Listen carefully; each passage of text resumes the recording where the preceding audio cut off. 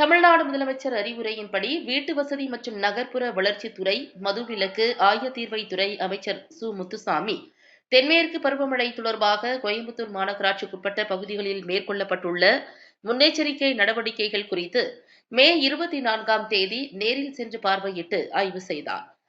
அமைச்சர் கோயம்புத்தூர் ரயில் நிலையம் அருகில் உள்ள கூட்ஷெட் சாலையில் மழையால் ஏற்படும் பாதிப்புகளை தடுக்க மேற்கொள்ளப்பட்ட முன்னெச்சரிக்கை நடவடிக்கைகளை பார்வையிட்டார்.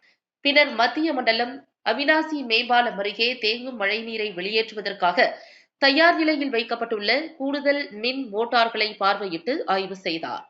இதனையடுத்து மேற்கு மண்டலத்தின் ஆர்எஸ்புரம் பகுதியில் உள்ள ஒருங்கிணைந்த கட்டளை மற்றும் கட்டுப்பாட்டு மையத்திலும் பார்வையிட்டு ஆய்வு செய்தார்.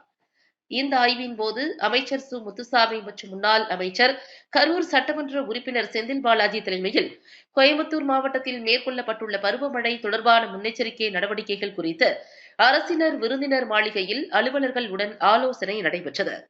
இந்நிகழ்வில் மாவட்ட கண்காணிப்பு அலுவலர் மற்றும் தமிழ்நாடு திறன் மேம்பாட்டுக் கழக நிர்வாக இயக்குநர் கிராந்திகுமார் பாடி, மாவட்ட ஆட்சித்தலைவர் பவன்குமார் கிரியப்பனவர், மேயர் ரங்கநாயகி ராமச்சந்திரன், மாநகராட்சி ஆணையாளர் சிவகுரு பிரபாகரன், கூடுதல் ஆட்சியர் வளர்ச்சி சங்கேத் பல்வந்த் வாக்கே உள்ளிட்ட பலர் பங்கேற்றனர்.